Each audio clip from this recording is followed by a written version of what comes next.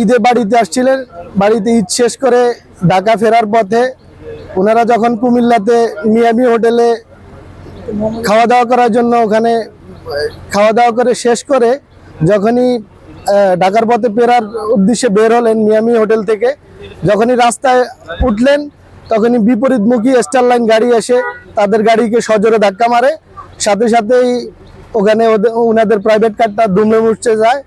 উনি স্বামী স্ত্রী সহ ওনার এক মেয়ে এক সন্তান সহ ওনারা 4 জন ওখানেই নিহত হয়। এইখান থেকে আমি সকালবেলা আমার লগে রাত্রে কথা হয়েছে যে এখান থেকে সে তার বোনের বাড়িতে যাইব, তারপরে ঢাকা যাইব। এখান থেকে যাওয়ার পথে আমি বাড়ি সকালবেলা 8টা বাজে ফোন করছি, আমি এখান থেকে নিচি এদিনে বোনের বাড়িতে ঢাকা যাওয়ার পথে বিপরীত একটা গাড়ি অ্যাক্সিডেন্ট হয়েছে।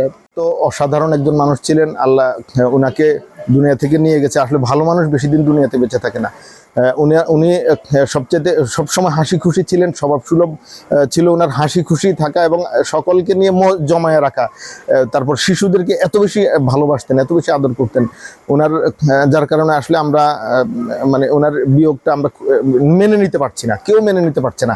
ওনার আত্মীয় স্বজন, ওনার বোন, ভাগিনা, ভাতিজা, ভাতিজি থেকে নিয়ে প্রত্যেককে উনি আগলিয়ে রাখছেন। ওনার ভাই দুনিয়া থেকে চলে গেছেন, সেই ঘরের ভাতিজাদেরকে, তারপর ভাগিনাদেরকে, ভাতিজিদেরকে, ওদেরকে উনি লালন পালন করে লেখাপড়া করিয়ে তার ভাতিজিকে বিয়ে দিয়েছে। এরকম মানে পুরা সমাজ নিয়ে, পুরো পরিবার নিয়ে উনি আসলে চলার চেষ্টা করেছেন। পরিবারের জন্য সরকারের পক্ষ থেকে যে বিষয় সুযোগগুলো আছে সেগুলো আমরা অবশ্যই অ্যাড্রেস করব। আমি ওনাদের সাথে কথা বলেছি, ওনাদের গার্জেন, বড় ছেলে, তাদের সাথে কথা বলেছি।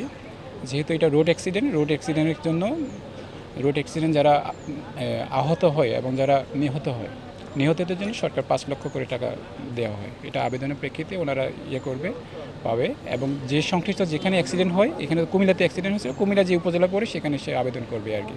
আমাদের পক্ষ থেকে কোনো যদি সহযোগিতা লাগে আমরা অবশ্যই যোগাযোগ করব। আমাদের প্রশাসনিক যে সহযোগিতা সেটা আমরা চেষ্টা করব দিতে।